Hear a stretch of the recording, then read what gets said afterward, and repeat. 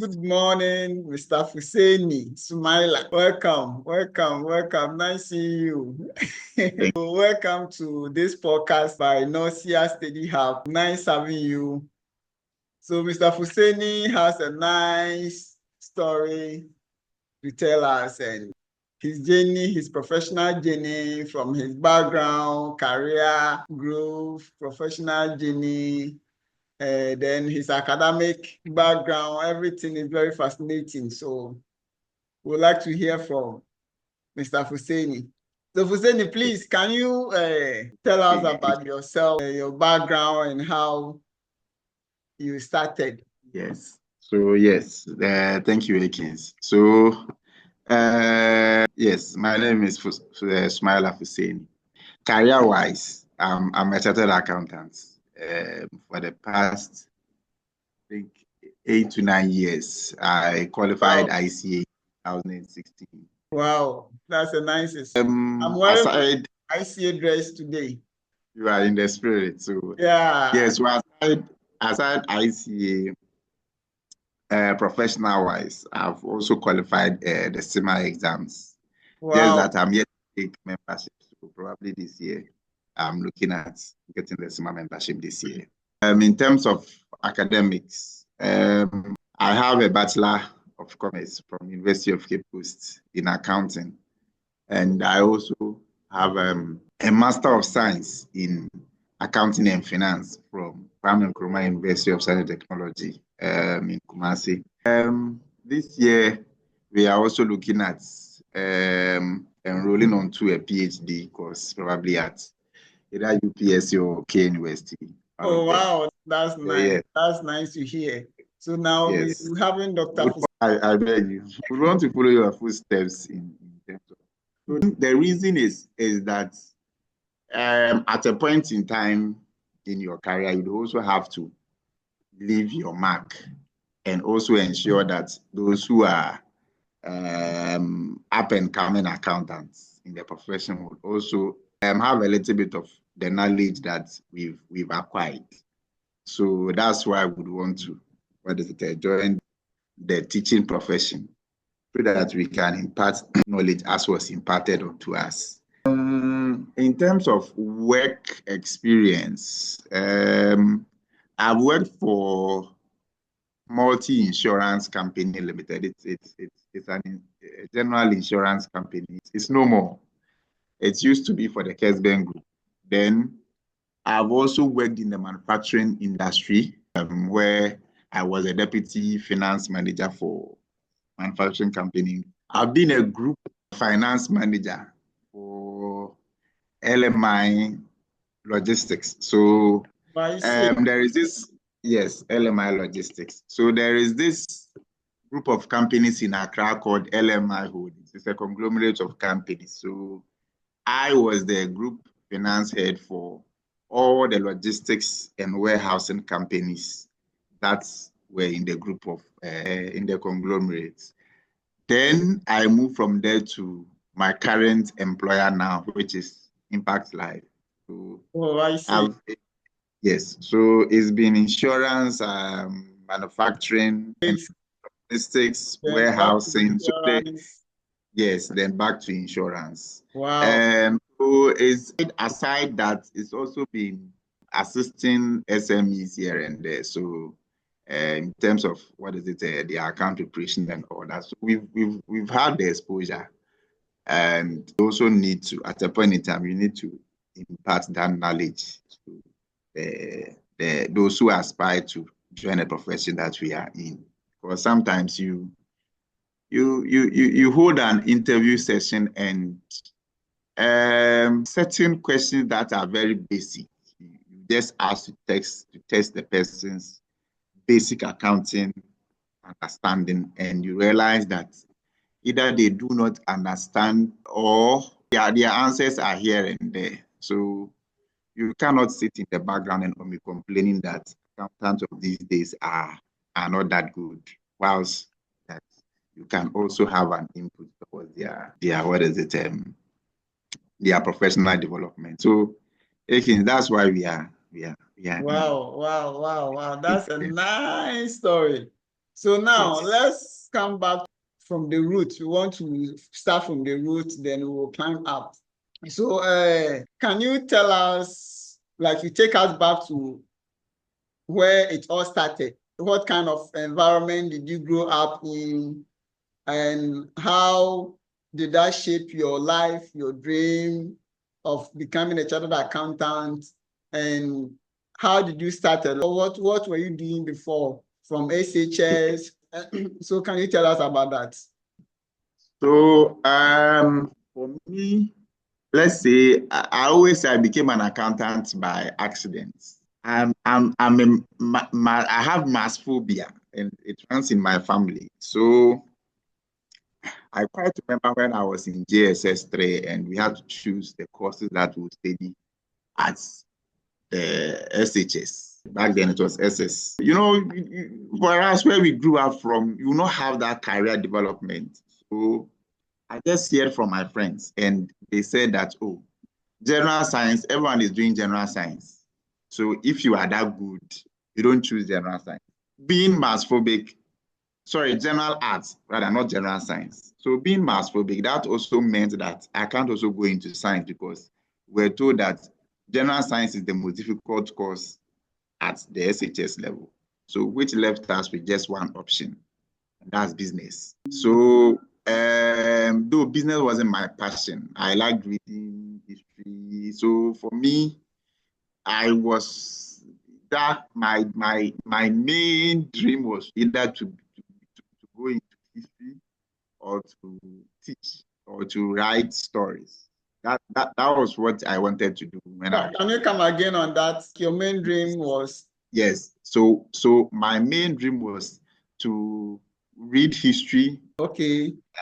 Yes, to read history or to write, to be a novelist, to write a book because I was very good at storytelling. When we were young, we liked reading books and all that. So we wanted to go into that, but as you are also growing up, life has its own, ways of shaping you. So when we were choosing the courses, the SHS I chose, only one course that I really wanted to do, and it was business because my knowledge in maths couldn't take me to general science.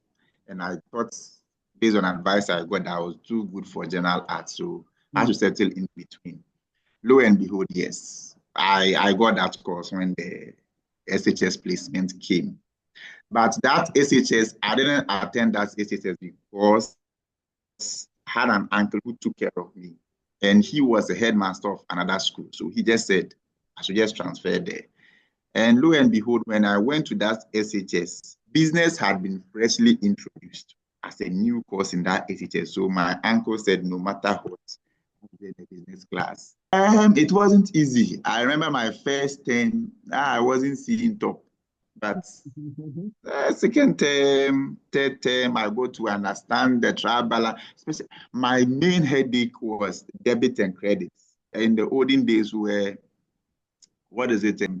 passing entries using the T table. That term that they taught the T table, I got 0 in accounting. So I really thought I didn't belong to the business class because what was lecture teaching? One something you have to open a table here, table there. But I think getting to the latter part of SHS1, I fell in love with accounting, especially when we were introduced to preparing of accounts and all that. So yes, after SHS, I think all my core subjects I had an A, except economics also. So that meant that I had only one option to continue with business, the business courses in the university. Now, when I finished SHS, my grades were good to take me to the university. However, poverty issues came in. So my uncle had been the one taking care of me all this time, and he was nearing retirement as a headmaster. So he mentioned that, okay, I have two options. Either he takes care of me through university and I come back from school without a place to stay, or I defer the university, do a professional course that he has had, then he can amass enough money to build a family house that he can lay his when he goes to retirement. I don't have any option. So, okay, he said this course, ACCA and all that. At the time, ACCA was the ish. Like, people in Kumasi, they were doing ACCA adverts on radio. So everywhere you pass, you see ACCA adverts there. I didn't know of ICA. However, when I was going to register for ACCA, the teacher who taught me accounting in SHS, he knew I was good, and he's a chartered accountant now. So he then advised my uncle that ACCA has a Ghanaian version. So I didn't even know there was a Ghanaian version to ACCA. All along, we thought ACCA is the chartered accountant. I didn't even know what chartered accountant was. All that I knew was that ACCA is a course that you have to do. So he said, okay, ACCA has a Ghanaian version. And once you are done with ACCA, which is a UK course, you have to come and write some papers in the Ghanaian version before you will get, before you will get some qualification or something. So instead of writing the ACCA, his advice is that I should write the Ghana one. That's how I got introduced to ICA. Oh, okay. And this is all the way back in 2010. This all the way back in 2010. So I gathered some money. I think at the time, become an ICA student wouldn't cost more than 200 or 300 cedis in subscription, exams, and all that. So I took ICA forms and registered as a student. At the time, it was around 70 or 100. It wasn't that expensive these days. So with SHS qualification, I just start from part 1. And lo and behold, sometimes you write the papers, you think you've passed, the results will come that you are way far off the pass mark. And I think these days, students these days are these days, when I think you couldn't see your marks. You couldn't see the marks that you've got in exams. When results come, it's either you've passed or you failed. It's just P or F. So at the point in time, reforms were introduced, and I think these days you can, see your marks. When we also started, there weren't that much of even study centers around. These days, as I said at the time, ACCA was the ish. Everywhere you pass in Ghana, everywhere in Accra, Kumasi, you see banners and radio adverts and study centers for ACCA. ICA didn't have. I remember. Yes. Daniel also did ACCA before he introduced me to ICA. Yes. So it's and back then, you can't also fault the system because stories about ICA then wasn't that good. I quite remember my seniors telling me sometimes results for May sitting would take 6 months to be released. So by the time your result for last sitting came, you would have written the next sitting. So people, why will I register and write a course? That's like that. When I ACCA, immediately I'm done. 2-3 weeks, I can see results. So people will discourage you before you even write the ICA.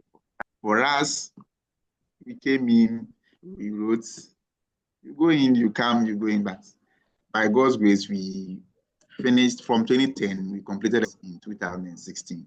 So it's that's the ICA journey for a while. And I must also add, so when I started, I didn't really understand what ICA was. I didn't even know what charter means. At the time, I think at the time things were so good, so okay that with ICA 1, you can apply for jobs with ICA, a certain pass, part 1. Yeah. So the main focus is that, okay, you pass part 1. Once you pass part 1, apply for these roles, then continue writing. Because we were told ICA part 1 equated to HND or so. So that was where so we took it step by step. Okay, let's write part 1. It is the same as HND. What can it do? You can apply for that. We passed part one, and we realized it got tough that even university graduate and polytechnic graduate are not getting jobs. How more you only a CA? And people didn't also understand the CA part one. What is it? So okay, then get a CA part two. Then we get a CA part two, and like you apply for jobs and they didn't know where to put you because most job adverts said BCom or BSc or business administration plus CA part one or part two is an advantage. So you have only one leg of it. Okay, so now what is CA part two? Then let's go to CA part three. Then you go and write. So that was the step. So we didn't have the charter goal in mind. Just get some parts, apply for it, and then continue. But as we were passing, if you realize that the job market didn't understand the qualification we had, then go for charter. So that's so I think it was even when I go to final level that I got to appreciate what the CA, what it means. Whereas we were interested in getting part one, part two, part three. And one huge influence I got was one man. He was the youngest chartered accountant then. And I think at a point in time, he became the youngest lawyer. In 2009, he was the youngest chartered accountant ever at 21.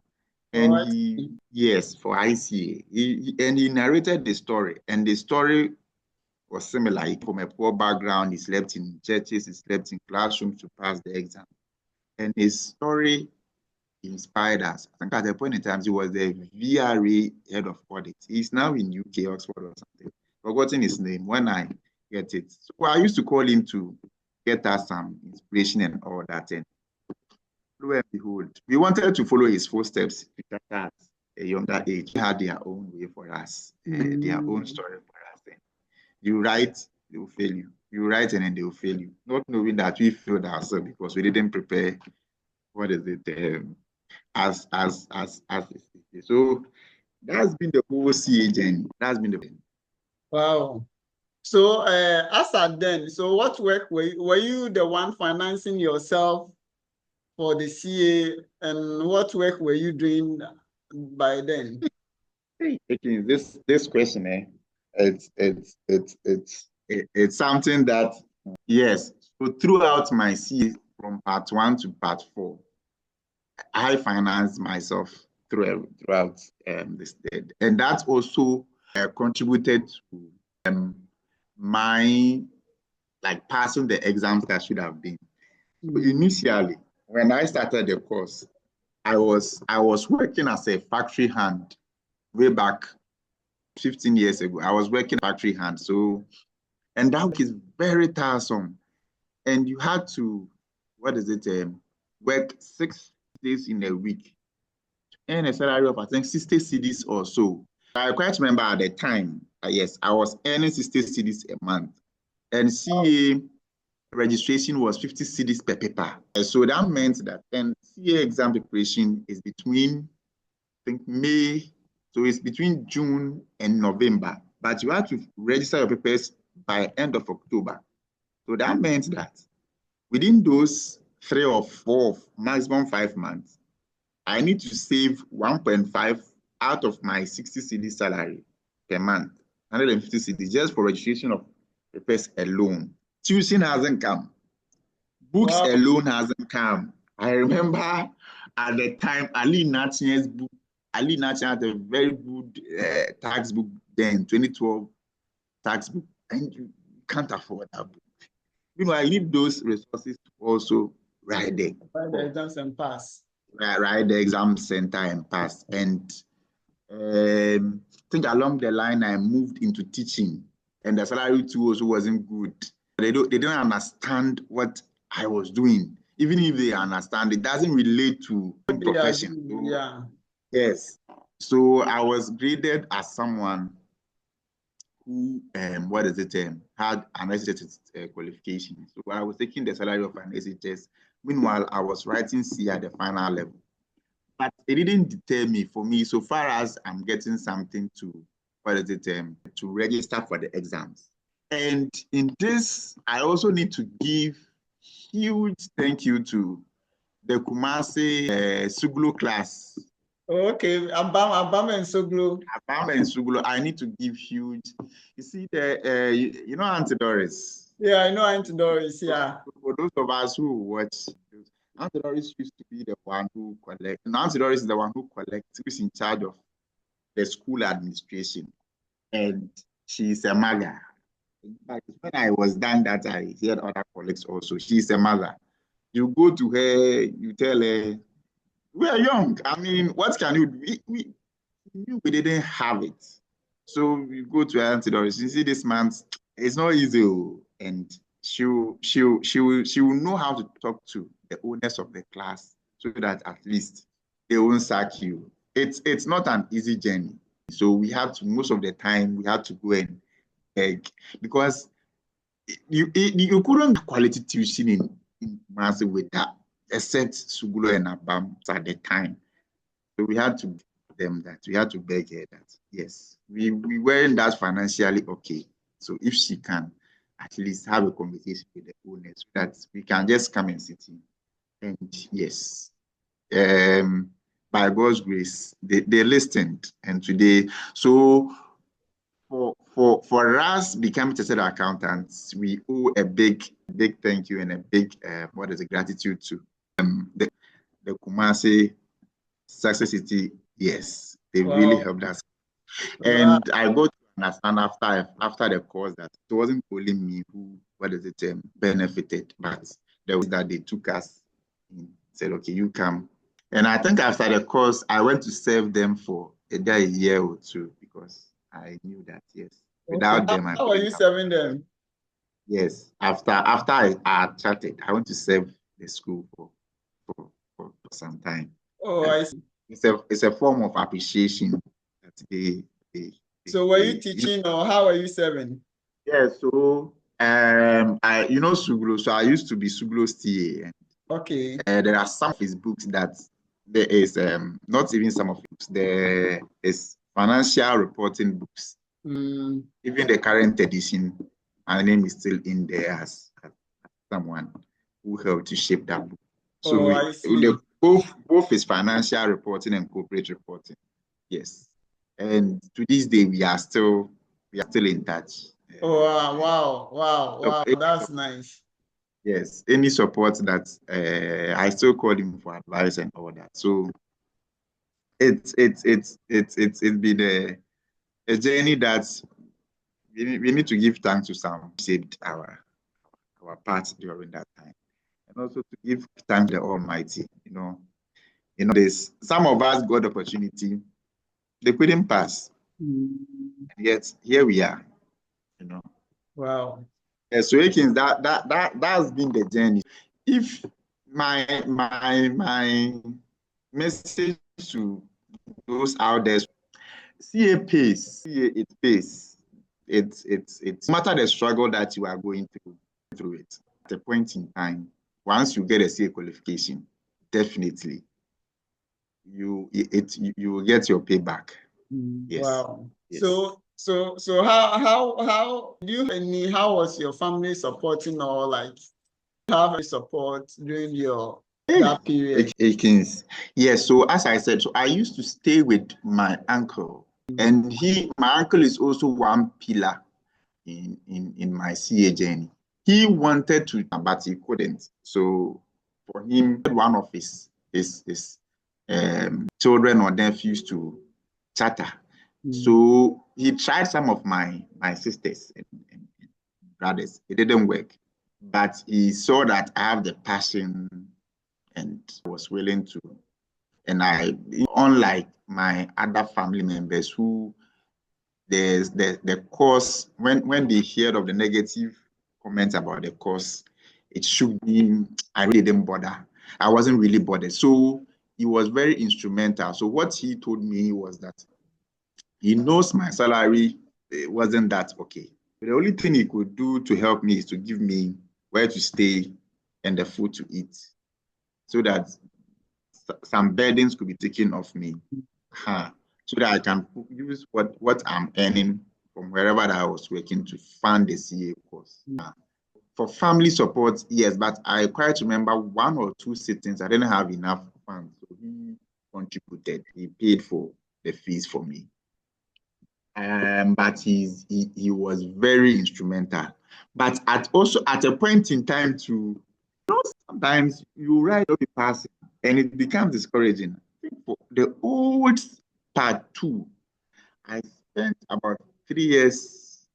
For old part 1, I got it within a year, 2 sittings and I've passed. But the part 2, I spent 2011 to 2014 at the old part 2. And there were 4 papers. Then there were tax, quantity, business law, and one other paper. And auditing. Yeah, it took me 4 years. So, and every sitting, I get 1 paper. Every sitting, I was consistent. Every sitting, I get 1 paper. No matter the number of papers I register, I get 1. So he was getting discouraged. And he said, why don't I go to training college? Because he's got a protocol at one of these training colleges, and I have to. He is willing to fund me, and I'll get alawa. That was when the teacher training alawa was the craze back then. And I had a sister of mine who had gone to the school and he's got alawa. So they wanted me to follow his footsteps. But I looked at teachers who taught me in school, and I asked myself, anytime that they want salary increment, they have to go on a strike. But I want to follow their footsteps and all that. So I was resolute. That one, I stood firm and I told them, no. The CA, I knew why I wasn't passing. And it was because I wasn't attending classes for most of the courses. I was learning on my own. And once I get a study center, that would take me through. So I quite remember for taxation, for instance, because I was learning on my own, I was using old tax laws to solve current year tax questions. And I realized, so when I went to a tax class, then I realized the errors that were making me fail the exams. So if I would have had that bigger push, that you go and sit, don't work, go and sit somewhere and study. When it's exams time, go and write the exams. I believe I would have qualified far earlier than I did. Yeah. But it's all part of the journey. It's all part. It also shapes you. So I didn't get that bigger, financial terms of the CA course, no. Okay, so it means that I was about to ask you, were there any moment you decided giving up, and you made mention of it, even you intended want to move into a teaching work? Yes. So considering the papers that were failing throughout from level 1 to 2, which of the papers were very most challenging to you? Taxation. Yes. Oh, okay. And what? As I said, back then there wasn't really that much of textbook around these days. I remember part 1, I had to use my HHS pamphlets to study for part 1, and I passed. Part 1, I didn't have an issue. The only paper I wrote twice, I think, was accounting. And my second sitting, I passed the accounting paper. But when I go to part 2, I said some of the courses were very new to me. Audit. I hadn't learned audit before. I passed. Quanti, the sitting I wrote quanti, because as I said, I'm mass phobic. I have mass phobia. I spent more of my time learning quantity than the other papers, and that contributed to my fail in the other paper. Yes, and I passed quantity. The others, business law, the next sitting after quantity, I got enough time to learn business law, so I passed. And in all the sittings that I was writing, either the quantity or the business law, I added to it because I think I took tax as a very easy paper because because I look at the thing, that's a way there. Compare PA calculation. I took taxation as a very easy course. Yes. And I think it's because of the materials that I had then. I didn't have that, access to quite a number of past questions to understand how the questions. So I just take the textbook And as I said, I used Ali Natchen's test, and it didn't have more of practical questions. It was more theoretical. So when I said, then this is easy. So tax was the paper that before I entered the hall, exams hall, like I had a 95% assurance that I would definitely pass this paper. But it didn't go as I wanted. So yes, my marks, unfortunately, as at the time you were not also seeing your marks. You just P or F. So but I knew that I struggled in the exam. So when I attended the lectures, I think the lecture was this. He used to work at Hippo. This man in Kumasi. He was very good, and the way he explained the tax, and it was then that I got to even know that every year the rates were changing. So be careful on the tax rate and the tax law that you are applying for the particular year in question, and also the particular setting in the question. So if the question relates to a particular year, you need to use the particular year's tax rates, tax law and tax rate applicable. I didn't know all this. I was just going here and there. Meanwhile, I kept on saying I knew taxation. So for part one and part two, tax is the paper that really, what is it? That really pushed me, yes. Then from part 3 to part 4 is one paper, Almighty FM. Oh, I see. Almighty FM, yes. So FM, financial management, the very first thing I went to write, I wrote FM. FM to I had that hope. I mean, it's formula. FM is also logic. And the way and how the lecturer taught it, yes.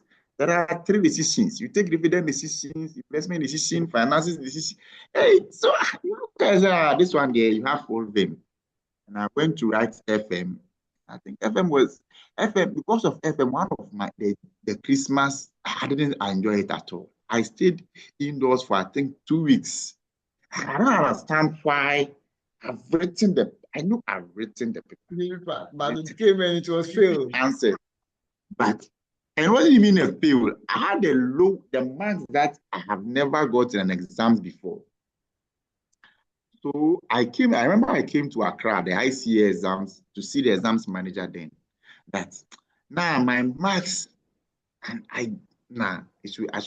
we should go for remarking. And they advised me that there will be no way they will go for remarking and I will get a higher mark than what I've already got. So, okay, what's the alternative? Okay, then what we can do is we can show you the marks that you got for each of the questions. Mm-hmm. That would be the best that they can do. But to show me my script and said, no, that one they can. I said, okay, no problem. So they brought it. Question 1, I had 16 over 20. I said, 16 over 20, 50, and I have 16. Then I need how much? 34 from the other 4. Question 2, I had 5. Question 3, I had 3. So I had 33 out of 100 marks. Wow. And, yes, and that FM. So, but I FM doesn't follow what unlike accounting where FM follows steps. That's okay. FM doesn't. FM you can be using a different approach to solve a particular question. Yeah. And if you go in for it, but the approach will be very wrong. So they just said, you come back, prepare, and go again. Because that FM, if I would have passed that sitting, that particular exam, I would have passed under the old syllabus. Because I failed that sitting, I had to now write the new ICA syllabus that they brought in 2014, 2015. So you wrote the advanced FM? Yes. The advanced FM that they introduced? Exactly. So wow. That's where I was. And what does it say? So yes, but I passed and then I sitting based on the advice from the exam, I came in and I passed. So we then went to the final level and advanced FM. And I remember I said this thing on my LinkedIn page some time back, that at the time, you needed 3 papers to pass final level.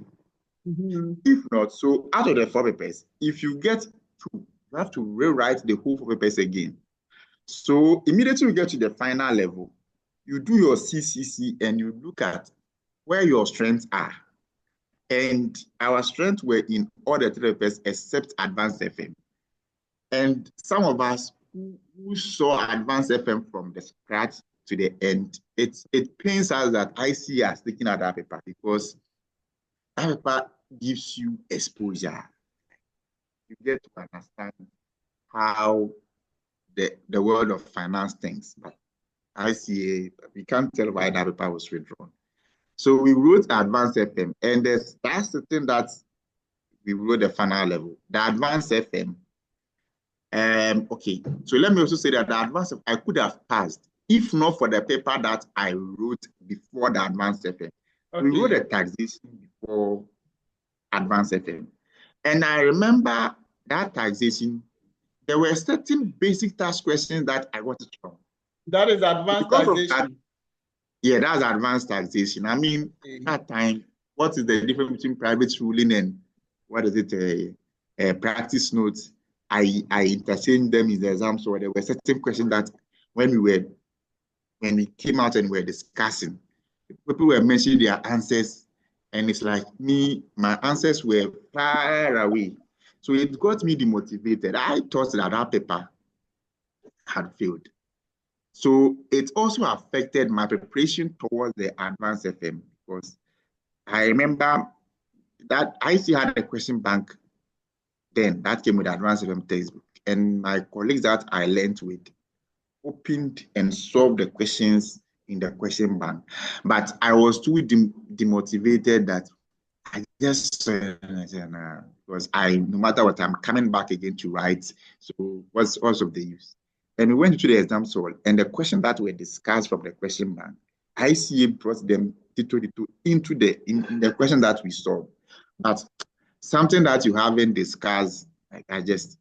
And unfortunately or fortunately, that tax paper that I thought I had failed, it came and I got an adjusted mark, 52, and I passed. So that's the ICA journey. So I don't know what tax has really done to me. It affected me before and the final level. But the advanced FM, I had to write only that paper. And for the advanced FM, the sitting I wrote advanced FM as the only paper, because I passed the final level, the 3 papers in one sitting. It was only advanced FM I didn't get. So when they brought the exams questions, I told all those who were sitting beside me that I'm chartered. I won't pass. I won't come to the Master Call exams that hall to write any IC exams again, because I saw question 1 to question 5, and I knew that I would definitely not come back again. And lo and behold, yes. You chatted? I chatted. So, yes, because that's the thing, I really prepared. For the advanced FM, I really prepared. And I knew, you see, when something is there, if you have 4 papers to write, that one, it's stretching. But you have just 1 paper and just get 50% of that from that 1 paper, and you are chatted. So you just have to put in your all. So immediately the question paper came, I said I've chatted. And lo and behold, yes, I qualified that sitting. That's May 2016. May 2016. Wow. So at that time, what age were you? How old were you? 24. I was 24 then. Yes, but I started ICA at 18 or 19. So I thought I could do it in 3 years. 3 years. But unfortunately, I did it in 5 to 6 years. Oh, I see. So I started in 2010 and I completed in 2016. Oh, yes, okay. So roughly 5 to 6 years, yes. So you made mention of, for the advanced FM, you really prepared. So when you talk of preparation, what preparation, what does the preparation entails? Yes. So for ICA, I always tell people that ICA involves just two things. It's about having money and about having time. Okay. Those who have money don't have the time. Those who have the time don't have the money. Have the money. Yes. So for now, I was teaching then, and I made sure, and teaching, I think we close 3 p.m. So I made sure. Let me fix in this. So you're teaching, was it a primary school? Yes, I was teaching in a private school. Okay. So I made sure that every day, and because I had also written the paper before, I knew what was expected of students, of someone. Yes. Okay. So, and I also focused on, the ICA syllabus gives you areas that their focus would be. So there are specific topics that forms a chunk of the syllabus. So once you take FM, capital budgeting is a must. You need to. Financial decisions is a must. So I made sure, yes, medicine acquisition. So I made sure that, yes, I read, yes, and not only reading, but I also understand what is in the textbook in my own English, in my own understanding. So when they say capital budgeting, I don't go with, yes, the book says capital budgeting is, but how do I understand capital budgeting? And I also made sure I wasn't reading from just one source. YouTube, I think YouTube was then, YouTube was there. Others had also given us ACCA lecture notes. So anything that you weren't understanding, either you search Google, you just write something down. And I had these pieces of paper that I wrote how I understand the topics on. Okay, so this, how do I understand it? And if I am sitting in a car, because you won't get the time. So if I'm sitting in a car here and there, I will then be scrolling through one by one. And at the time, Doomsaw was very severe, not today that we are. So it's not every time that you get light to study. So but Kumasi Technical University had a generator and Ghana Baptist. So in the evening, after we've gone to, our normal work, we learn more. Then we come and stay behind and learn up to 12 p.m., 1 p.m. Yes, sometimes also meet your colleagues. 12 p.m. in the afternoon or a.m.? Sorry, 12 dawn, like 12 a.m., okay. 1 a.m. at dawn. So we sit down.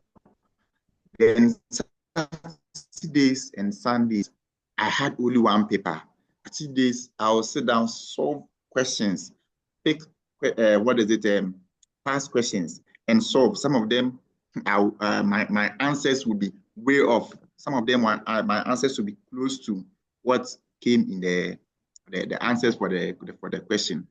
That's how I tested myself. So before I entered into the exam hall, at least I know you won't get preparation 100%, but at least if we're able to cover most of the topics and also understand, as I said, if you have time, you won't have money. There are some people who are already working. So if you're already working in the finance, some of the questions that concepts, you already have the idea from wherever that you work from. So it's just application. Some of us, we didn't have that luxury.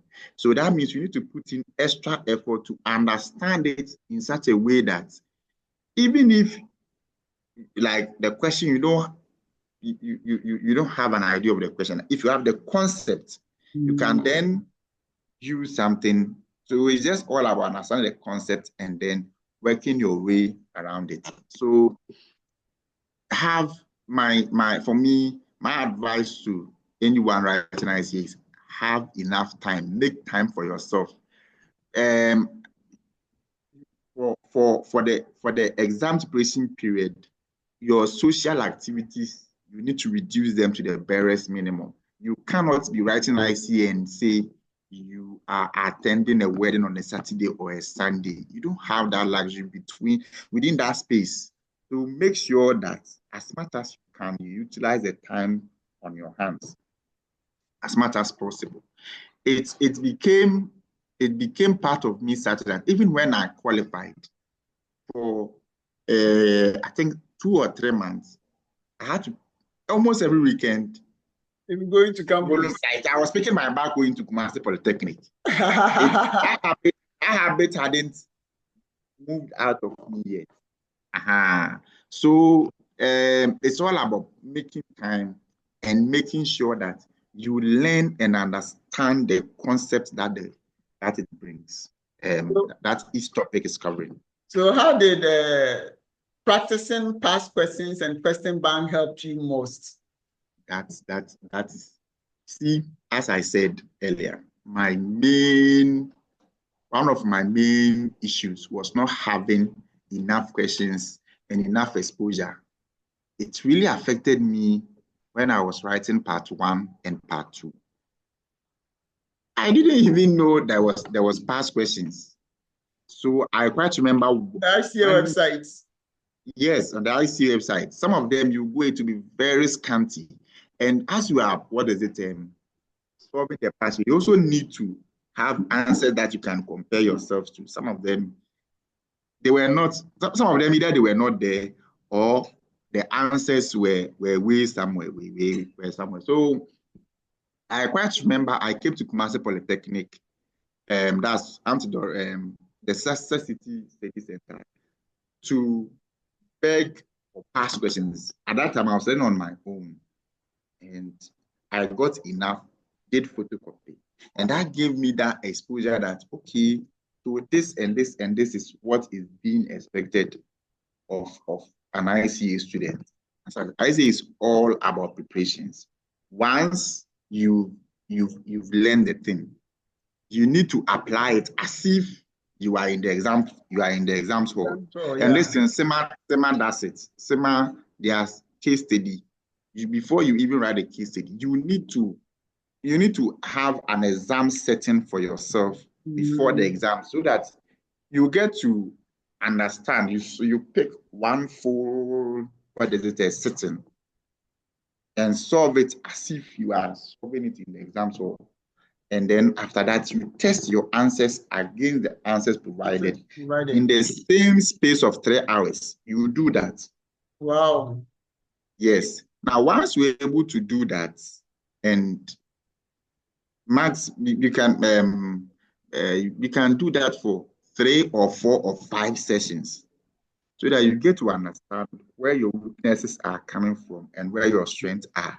Yeah. You test yourself on the past questions.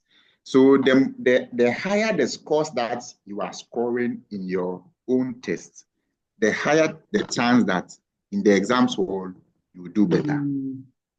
Yes. I remember me too, my challenge. When I started, like I was visiting the website, so I knew there was past questions. But one particular challenge I was facing is sometimes maybe I'm learning a particular topic and maybe I want to learn maybe management accounting. So let's say for example, I'm learning standard costing. But standard costing, you have to be checking a lot of past questions to see which days there was standard costing to go and solve. So that was a challenge, because I wanted to, once I'm learning a particular topic, I want to master the topic by solving a lot of. There was no tool like that. But now there's Knowsia, and you can just filter, just a click, all related questions on it will just pop up for you to solve. The students of today, we need to take them back to what we went through, so that they will appreciate the current system that they are in now. They don't know. And my boss, who also qualified in the 80s, also said at their time, it was so cool. So those of us who are complaining that our time was bad, their time there were no education centers. Yes. So it's all about the determination. But these days, you don't have an excuse. Yeah. Especially with these tools available, you don't have a. You remember we even had to go on to ACCA and Open Tuition, what is it, a platform to Yeah. download questions and all that, especially when the syllabus change came and they were bringing questions from, we realized that they were bringing questions from some ACCA questions. The strategic management question, they had to go and download them and come and solve them. These days, we have a one-stop shop where you come and all your questions are coming. So them of the day, they need to clap. And it is, Wow. we've done well. We've done well. If we had this at our time, we wouldn't have struggled as we did. Yeah, would have been passing like passing. Yes. Would have been passing, sir. So that is a nice journey, very resilient journey, failing and passing and pushing forward. So, like, what was keeping you? Because you didn't know much about, even you didn't understand this ICA thing or being a chartered accountant. So, what was motivating you to be pushing further on your academic journey? One, so as I said, one big influence was the youngest chartered accountant then. Okay. So I remember he was interviewed on Metro TV KSM show, and he narrated similar what is it situation that he's been through. His story really inspired me a lot. And what other? Okay. So as I said, for me, my main inspiration was to get a job with the part level, not the full charter. I remember, but what really motivated me was when even the part one, I had an interview session with them, Master Abattoir. They called me for an interview for a cashier. And this is way back 2011, 2012. So then that really, okay, so but then I applied for jobs, and it's only the Kumasi Abattoir that called me for an interview. But at least that also then told me that, yeah, there's something good. And of course, at the time, when they say 10 years, 15 years ago, chartered accountants were not that, were scarce, for a better word. So those who were chartered, they were really enjoying. So once you see them, it's not today that, there are quite a lot of us. So I also want to be a chartered yes, accountant. yes. So once you see, hey, this man is a CA, and you are motivated. Hey, this man, so is it the same course? And one other thing, for part one and part two, because I didn't really attend class that much. So, but I think it's a part two, they're getting to the end of part two that I attended class. But when I go to part three and the Suglo class in Kumasi, you come to class and see the people who are there. Say, wow. There are a lot of people. Big men, like people, they park their cars. Wow. Then said, nah, we need to be. Yeah. So like you feel okay. So it means that those people with their heavy cars are coming to write this particular exam. The same lot of you. And for some of them, as I said, I used to work with the water producing company then. And I used to supply offices in Kumasi with the dispenser, the big bottles. Okay. So sometimes I remember we went on to sell to these offices. We were supplying banks and company. So you see your classmate and say, hey, you. So and you see, when I go to their workplace, it's like people were calling them bosses. And when we come to class, like we are okay. Like you sit with them. And, oh, boss, woman, but these are the same people that when you go to their workplace, and you tell those who are their juniors at Raiders that, oh, this man is your classmate, they won't believe you. So you were doing So surprise, water yes, supply. yeah, they are really, and they meet you at the workplace, and it's like you and them, hey, Charlie, this weekend class, because and people who are below them, who you are interacting with them, who they look down on you because you are supplying water. Their boss comes and their boss is having a normal conversation with you, and they are surprised. So he told me that, yeah, this year, the CA course is something that you shouldn't joke with. So for me, even when the going got tough, I still imagine that, yeah, there is light at the end of the tunnel. Yeah. One day things will be better. And of course, and even the ICA cloth, not this one, there used to be one that the very old one. I wear it. You are in time, hey, are you? And it's like the fans that you collect said, nah, it's Like I'm really wearing my come. own today. Yes, yes. You know, I think yours is the 60th anniversary. But Yes. before the old ICA cloth. Yeah, I have them. And where are you chatted? I said, no, I'm not. Are you doing this? Because yes, so keep it up. So that told us that yes, it's a good profession that you joined. You So haven't now looked. let's come back to your professional. Like after you have qualified, after you chatted, how do you Yes. transition from being a teacher to maybe getting an accounting role? How smooth was it? Was it an easy journey? And how did you manage to get a job, accounting job, taking you having no background in accounting, having no practical experience in accounting? How did you get your first job? It's not been a smooth journey. We've suffered.